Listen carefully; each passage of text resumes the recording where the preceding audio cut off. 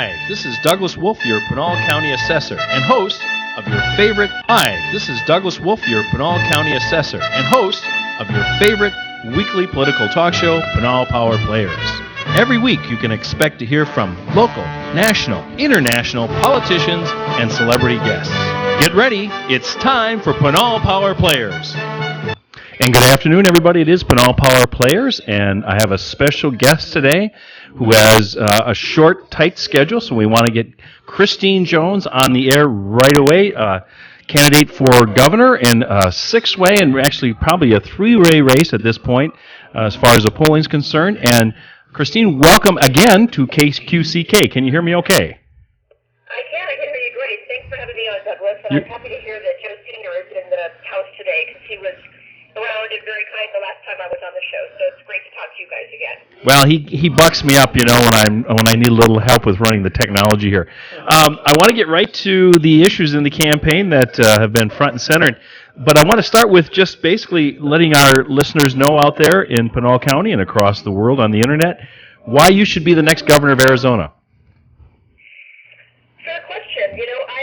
I come to this with no strings attached. I've never run for office before, so probably the biggest strength and the thing that the voters want to know the most is that I don't owe anybody anything, so I have this real luxury of not being tied down to one set of relationships or another, and it's been very, very helpful to me as I've traveled around the state, all 15 counties, talked to so many incredible people, just to be able to have the freedom to engage in a discussion and to collect all of the wisdom that people have and not have to worry about who owes who a favor and, who's done something for who in the past. It's just been really, really helpful. But substantively, the things that people should know is, I'm married to a career military officer. We moved here in the 90s, and we had moved around the country a little bit before we got here. But I practiced as a CPA for a number of years, went back to law school, got the law degree, and then moved here in 1997 to work in a firm downtown Phoenix doing a form of forensic accounting, and this perfect job that combined my CPA and law backgrounds together. And then in late 2001, I got recruited to go to this tiny little startup company with a crazy name, GoDaddy. And over about a 10-year period, there a little more than 10 years, we grew that company from just a few dozen employees to about 4,000, most of them jobs we created right here in Arizona. And the reason that's critical for voters to know is that I think at this time and in this place in Arizona's history, we really need to have a strong, determined, proven leader, one that has a demonstrated track record of getting things done. Because one of the things that I hear from people all over the state is they're very tired and exhausted and worn out from politics and fighting and the inability to move forward with thoughtful policy just because people can't get their heads together. So this private sector experience, a track record of getting things done has really resonated with people as I've gone around the state.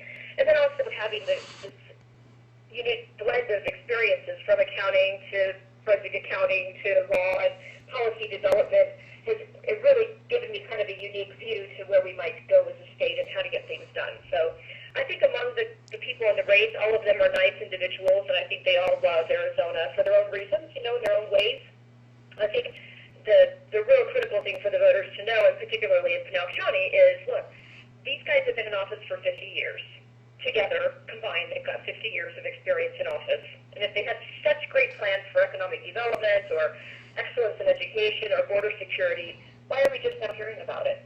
It's time for us to go put some leadership in place that'll stand up and identify things for what they are, just statewide challenges that require cooperation and leadership to solve. And that's why I'm running for governor, and that's why I'm asking for people to support me. Well, very good. One of the things that I was surprised about in the campaign is the rising of the top of the border issue, particularly because it's more of a federal issue. We can go back and forth on where the line of demarcation should be raised on the legality of who's in charge. But were you surprised when you went out and talked to folks how top of mind the border still seems to be at this point in time?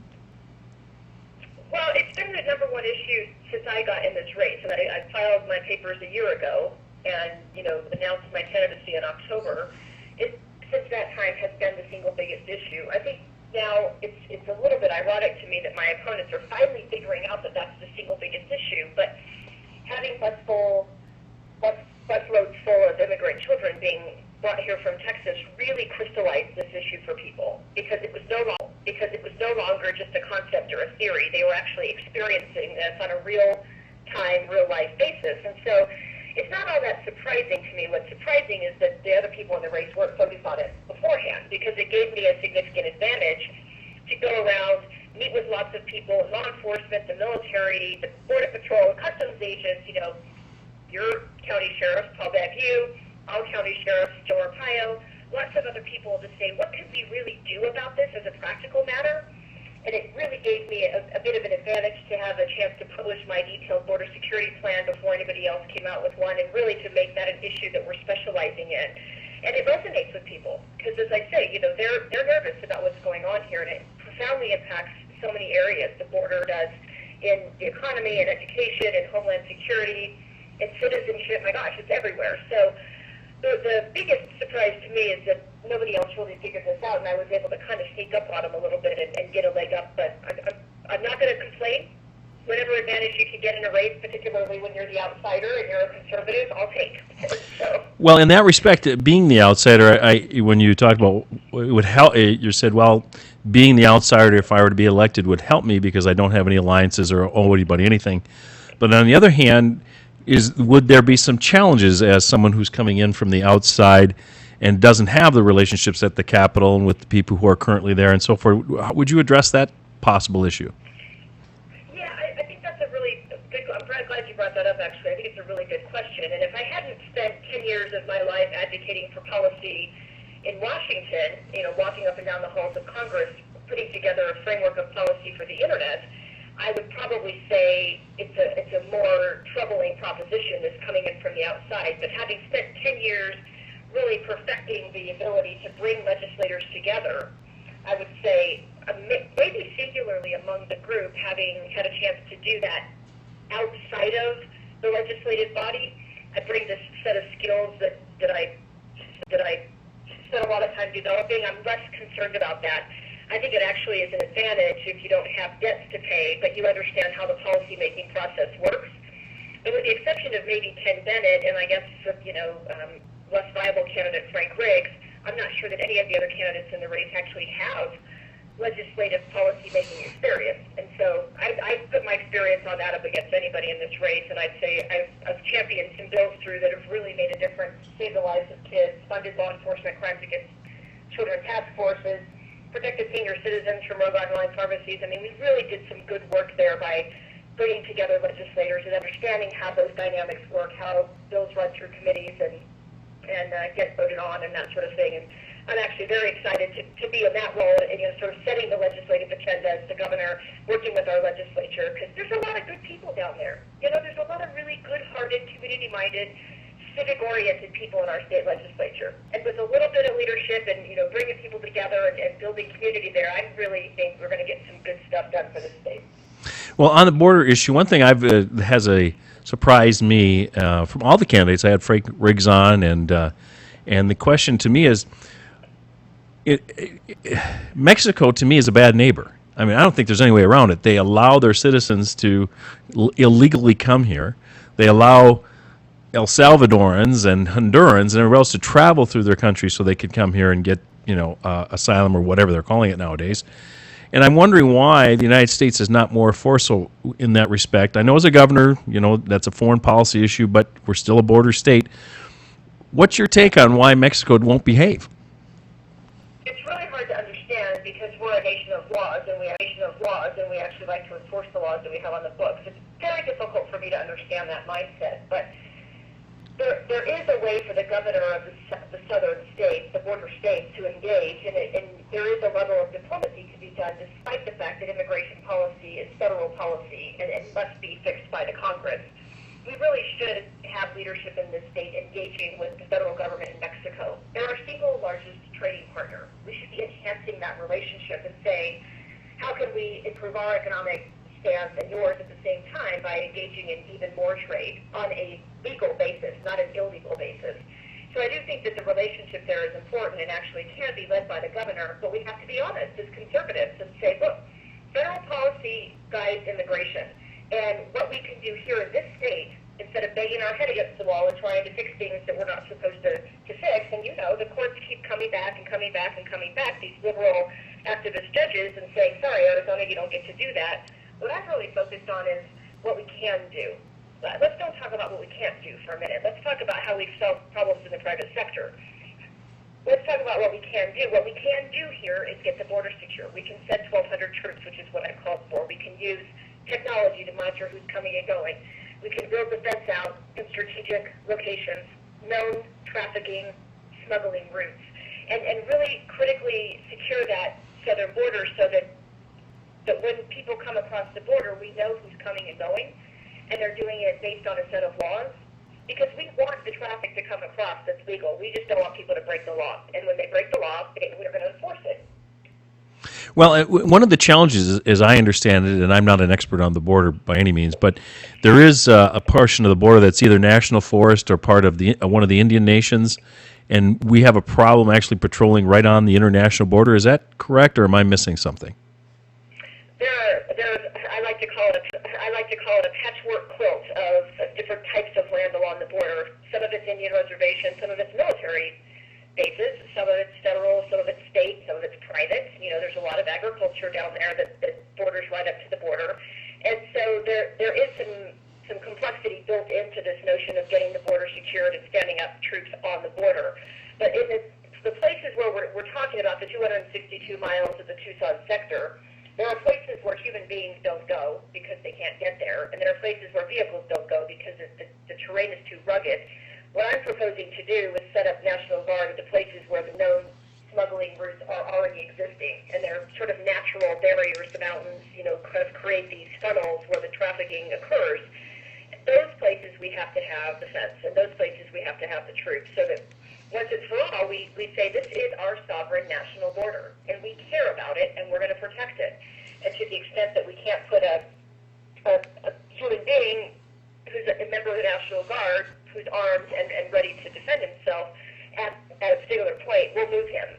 But we will show a sign of force, because when this was done in the Yuma sector, the border crossings were reduced by about 97%. And I think that's a real sign of success. The most significant sign of success, though, is the fact that once the National Guard were pulled out and the Border Patrol took over patrolling that, they never had to send the Guard back. Because once it was secured, we maintained it. We held that ground, and it's a very simple military concept, one that we should engage here in the Tucson sector to reduce some of the trafficking of drugs and sex and human beings and terrorists and dangerous goods, all of the things that are creating an unstable, unsecure environment for the citizens of Arizona. That's what we have to do as a state, and not get ourselves bogged down in this whole notion of illegal immigration. Because as you know, you live in Pinal County, almost 100% of all of the illegal immigration today is happening via coyotes. These people are being brought across by organized crime. And if we focus on what it actually is and what we can do about it, we can make some progress on it. And I'm very hopeful about the speed with which we can get this done. And I think your sheriff, as you know, has been doing a series of border security town hall meetings with me around the state. Everywhere we go, people resonate with this notion, and so we're pretty excited about it. Well, then, in that respect, since it is not, although it's still a top of mind issue, as you alluded to, it's not a new issue, and so where do you think the real pushback and what has stopped us up to this point from actually doing something in the Tucson sector? Who are the groups, who are the people who've said, you know what, we'll give lip service, but we're not really doing anything, or we're La Raza and we're not going to let you, we'll take you to court? Who are the people who are saying no to actually securing the border? Well, you open the conversation with the most obvious one, and that is the people on the south side of the border. People who actually educate their citizens that if you sign up to run up with a coyote and be brought into the United States, you'll be given amnesty, you'll be given, through passage, everything's good, you'll be given a set of papers, you're going to be put on a set of benefits, and your life will be changed. That, obviously, responsibility rests on the governments or the organized crime members who are perpetuating these myths to people. And frankly, those people who are paying coyotes to bring them across the border are victims, okay, for the most part, because they're being told what they're doing is just fine. The other thing, of course, is that Congress can't seem to get anything done. And because it's not politically expedient, or because they're just so divided that they can't be brought together to make thoughtful policy on this. Who knows? It's anybody's guess, right? But the plain fact is, if they wanted to fix this, Douglas, they would have fixed this decades ago. It's just not that hard. We've secured this border before. After 9/11, it was secured. We know how to do this. It's just a matter of will. And frankly, I think we have to have leadership in this state who's going to stand up and identify things for what they are. You know, what's going on at the border right now is gone beyond negligence. It's no longer a mockery of our immigration laws. What's going on now is affirmative corruption. It's intentional violation of the law. And I think it's time to elect leaders who stand up and call it what it is. It really is corruption, and we've got to root it out. Well, I agree. In that case, then, if you make that case about corruption, then we are no better than Mexico in terms of how we treat our border. We're just acting as a conduit for their failed economic policies that people have to get out of there to survive. And the only way they can make a living is to smuggle human beings and drugs. I mean, it's pretty obvious, the economic motivation there. So, it just frustrates me to no end, and I think most Arizonans too, in the sense that, okay, we've been talking about this for a long time, and John McCain says he ran in 2010 and said, just build the damn fence, and of course nothing happened. And so at this point, people are saying, yeah, we like your message, and everybody who's doing this, but I think there's a lot of, but show me something, just anything to prove that people are actually going to do it. Well, that will be something for you to do in January should you take office. I have a question that I haven't heard you asked on the campaign trail. If you could pick any Republican that you admired the most, who was an office holder in this country and fairly well known, who would you say that would be and you'd like to emulate?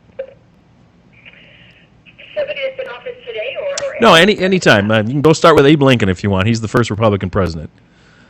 Yeah, I mean, obviously, many of us hold Lincoln out in high esteem for a number of reasons, not the least of which is he's a guy that kept trying until he got something done that was meaningful, and that's a great way to approach things.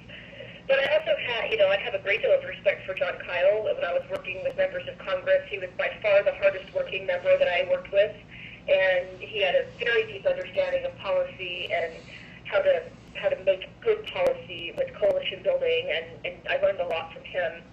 I also hold President Bush 43 in high esteem. He's been extremely kind to me in sort of a mentor capacity. I think he was a lot smarter and a lot more politically astute than people gave him credit for. And he's been just a dear guy to me, so I very much admire him. But I also think, I wouldn't be standing in this position and talking about conservative principles and needing somebody to inspire the populace if I didn't love Ronald Reagan. Because of all of the great presidents we've had, and at least in our lifetime, he was the one that got us waving the flag and remembering that America is exceptional and Americans are exceptional people. And we cannot lose sight of that. Arizona is one of the last great free states in the country, and we have to preserve it. This is why you hear me talk about the Second Amendment all the time. I've done now 25 Second Amendment events all over the state, because if we don't have somebody that's going to stand up and defend the Constitution, if we don't have somebody that knows what it says and understands how it ends and understands how it intersects with the law, what Reagan said is exactly true. Freedom is only one generation away from extinction. And so, I would hold him out as a person who demonstrated grace under pressure. And also, because I've been so heavily attacked in this race, and because my opponents have spent, almost $1 million now attacking me, I would say Reagan is a great example of a person who could say something nice, even about the people with whom you disagree, and it was viewed as a sign of strength, not weakness. And I would say, for that reason, I respect him as well. Okay, so let's talk about the other major issues that have come up, and this is raging at the school superintendent level with this, with Don Huppenthal, and down to the school boards here in Pinal County. The Common Core, the federal takeover of education. Where do you put that as far as what you'd like to do day one in office as governor? I'm opposed to Common Core. I'll tell you why. Two principal reasons. First of all, when my husband retired from the military, he became a high school teacher. So we have a great view at a grassroots level into what's happening on the ground level and in the classroom on a day-to-day basis. And so we've sort of been experiencing the whole transition from AIMS into the implementation of Common Core for the last 12 years as he's been teaching. Common Core has taken a disproportionately large percentage of classroom time away from teachers to comply with the standard. And it leaves a very small sliver of time for teachers to actually teach curriculum and to impart knowledge. And to me, that's upside down. We have a saying in our house that we teach kids, not tests. So that's the first thing I think we have to object to about Common Core. The second, and probably more profound and more existential reason, is that we ought not to be giving over control of our education standards in this state to a bureaucrat sitting 2,500 miles away in Washington, who's never stepped foot in an Arizona classroom. Because first of all, it's unconstitutional. Nowhere in the 10th Amendment does it say that the federal government gets to take over educating our kids. But it's also not the right way to approach children, because children aren't commodities. They're not fungible, right? They're individual human beings, and they need to be taught as individuals. It's fine to say we should have expectations for kids. We should have a rigorous academic environment. They should be expected to learn and to achieve and to have metrics against which their performance is measured. That's all good. All of us had that when we went to high school. But we can't just give over this randomly to the federal government who don't have any idea of what's going on in Arizona. Those standards should be applied in state, and they should be administered at a local level so that kids actually get a fighting chance to have an excellent education, which was my ticket to success in life, right? I went to a really great public school, and I think every kid should have that chance. Common Core is sort of peeling away and standardizing and setting down standards is not the way to get there. We ought to be raising the standards. So that's maybe a bit long answer to your short question, but I feel pretty passionately about that one. Well, that's why you're here. I like to give people a chance. To answer, in depth. And that's the way we do the show. The question then is, and I didn't think I heard it, but maybe I didn't ask it right. So day one, is there any? See, Frank Riggs thinks he can sign an executive order and end Common Core in Arizona day one. Is that your understanding of the law, or is it going to take more time? Well, it's neither my understanding of the law nor is it the right approach, in my opinion. Now, I'm opposed to Common Core, and I think there are two pretty concrete things we could do. One, we can opt out.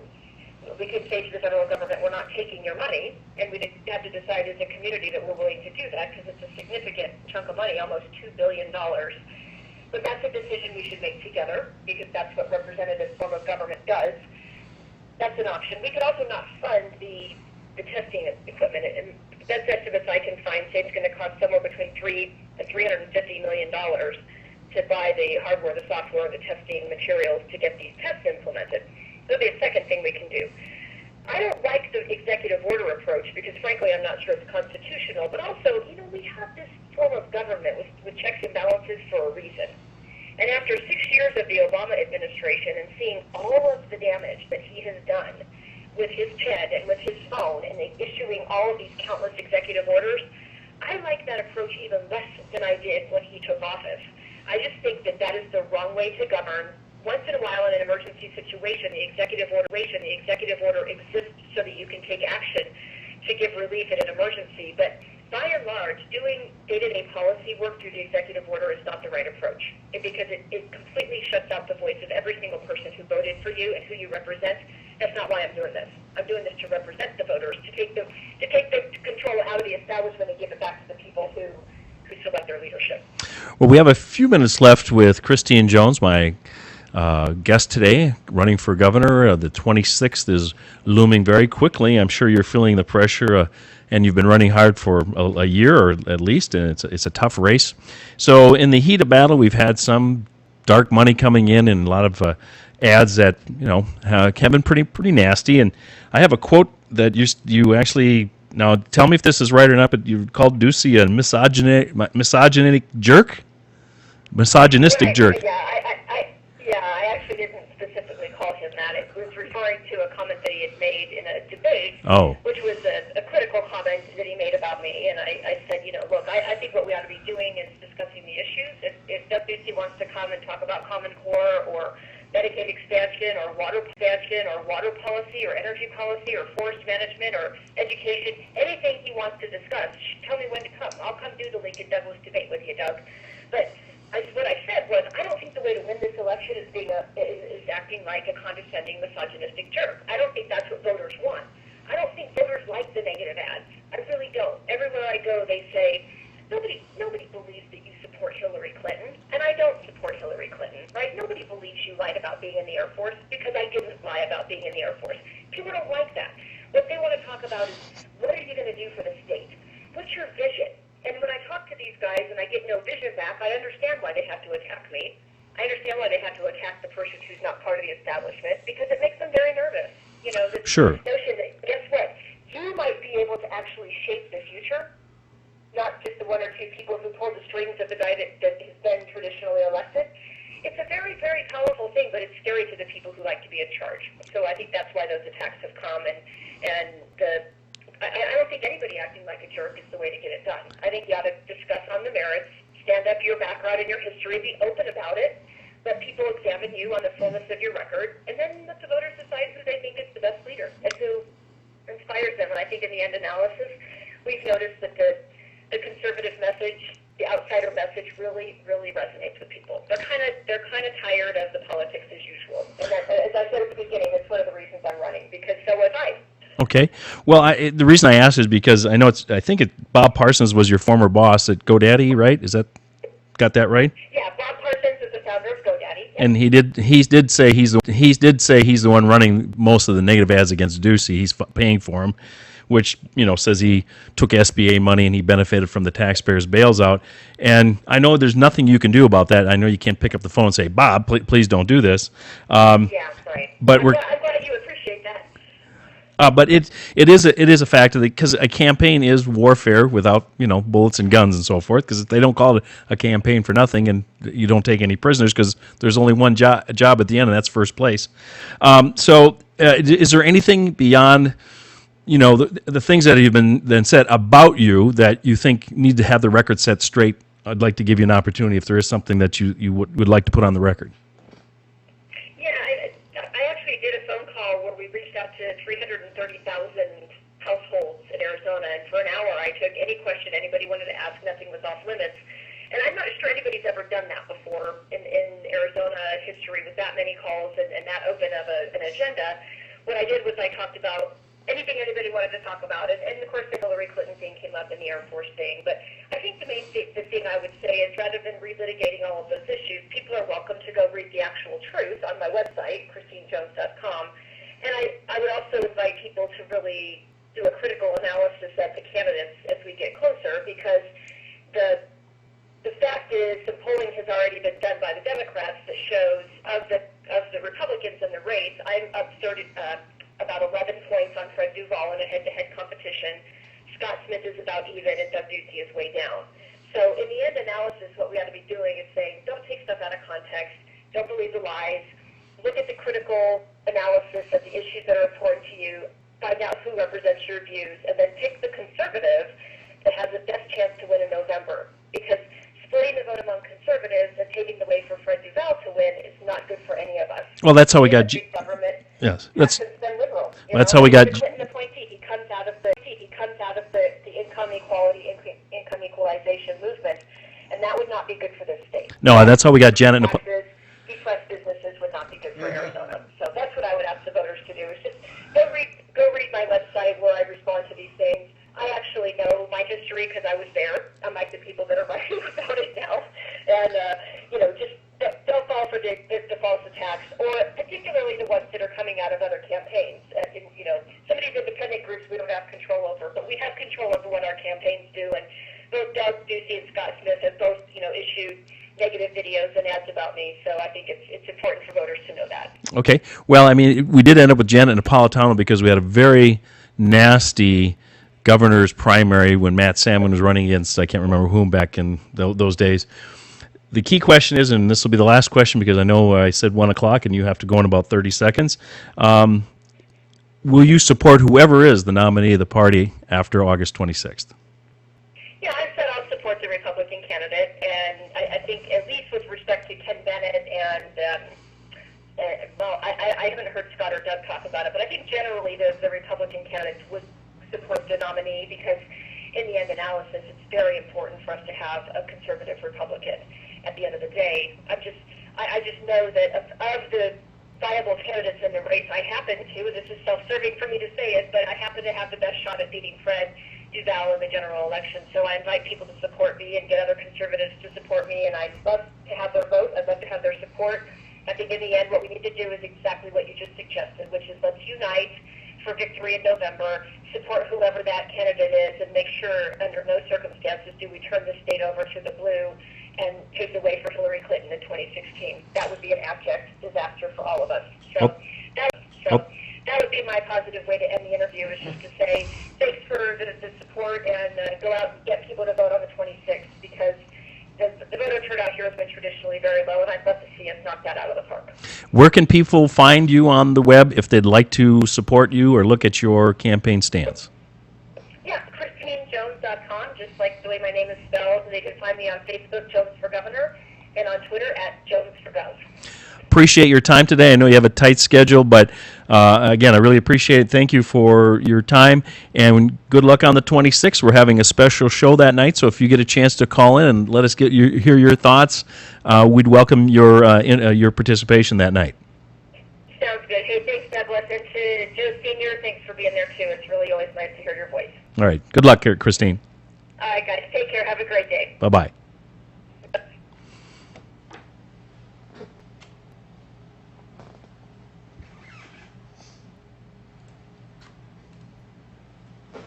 Well, that was Christine Jones, and it's top of the hour, a little bit after 1 o'clock here. Let's run some of our ads for some of our great advertisers here, and then we'll be back for a few more minutes after the top of the hour.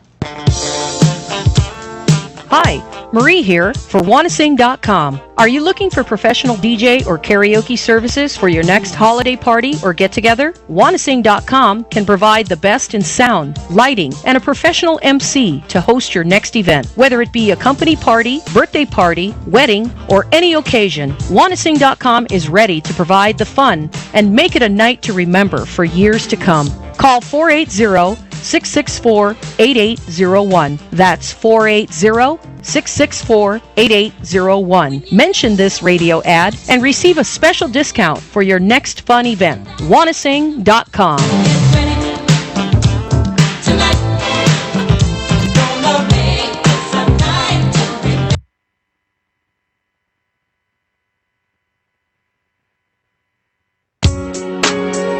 When you visit Hill Family Dentistry in Santan Valley, dentist Dr. Tim Hill provides each patient with personalized, gentle care that you deserve. Our entire team is dedicated to providing you and your family with services that will make you smile. With a full range of general, cosmetic, and specialty dentistry services that will keep you and your family smiling. Our commitment to our community is to provide outstanding oral health.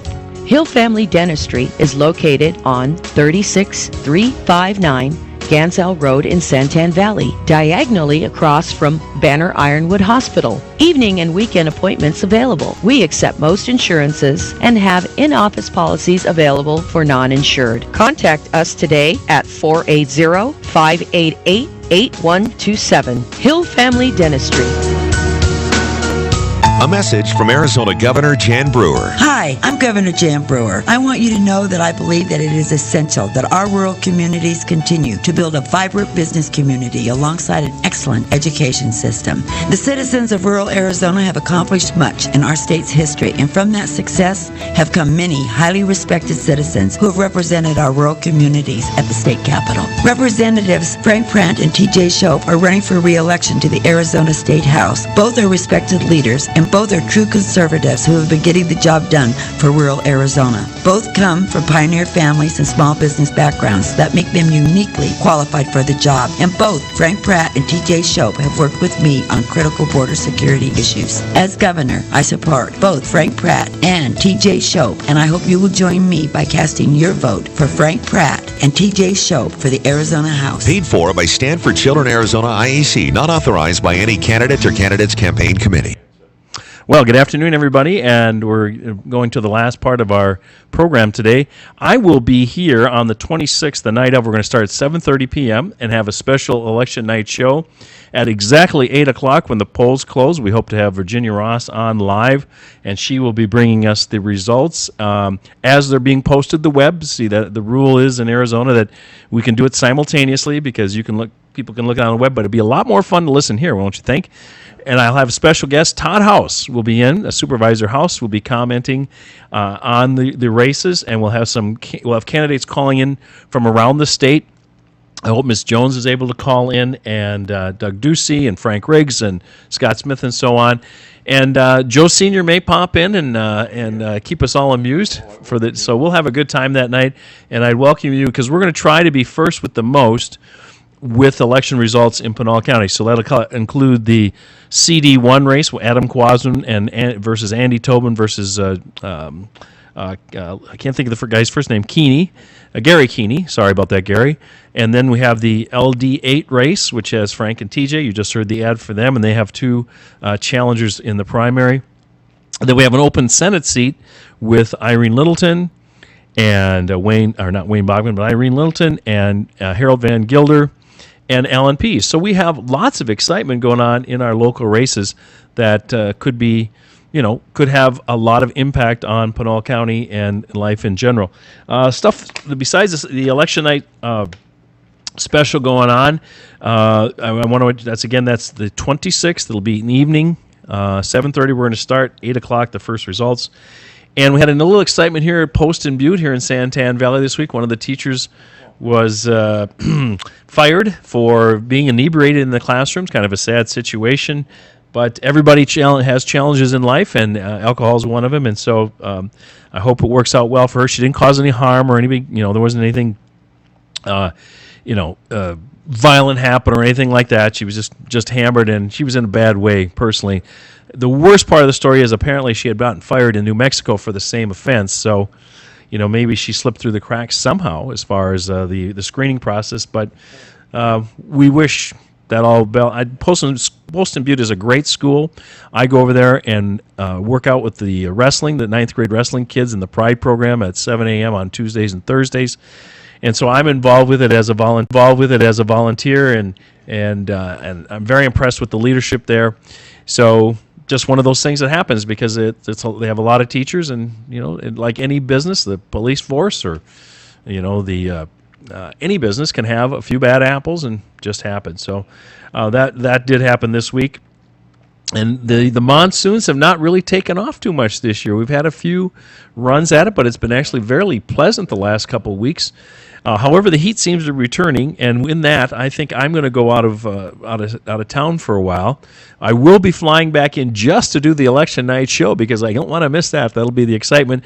But next Friday, I will not be here, and the Friday afterwards, I will be absent from the microphone.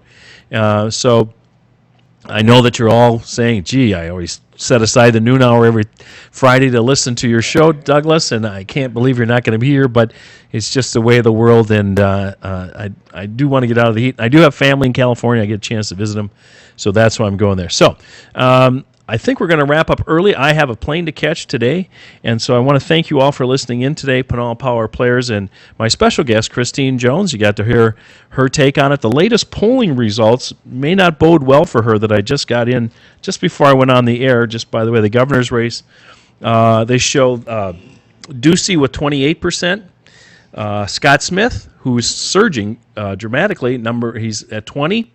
And Christine Jones hanging in there at 18%. So she and Smith are neck and neck as far as number 2. So you don't know, actually, polls mean one thing, but turnout in a primary is really what matters.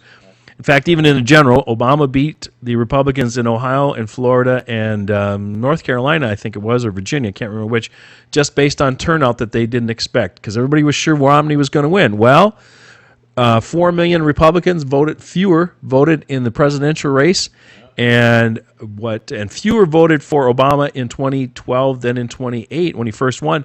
But his lower numbers were still higher than the Romney turnout. A lot of conservative Christians, evangelicals, did not vote for Romney, and that's the big secret nobody wants to talk about, but I will. So, in case of the governor's race, looks like Ducey's still ahead, despite all the negative advertising and everything else, and Scott Smith and Christine are fighting for second place. So we shall see what happens with all that races, because we'll be on the air that night, the 26th, and I will be here, Joe Sr., Todd House, and me, your host, Douglas Wolf, Pinal County Assessor, and the host of Pinal Power Players. We're going to sign off, and I want to say God bless America and God bless Pinal County. I hope you enjoyed today's show, where you can always expect to hear the top local, national, international politicians and celebrity guests. KQCK Radio.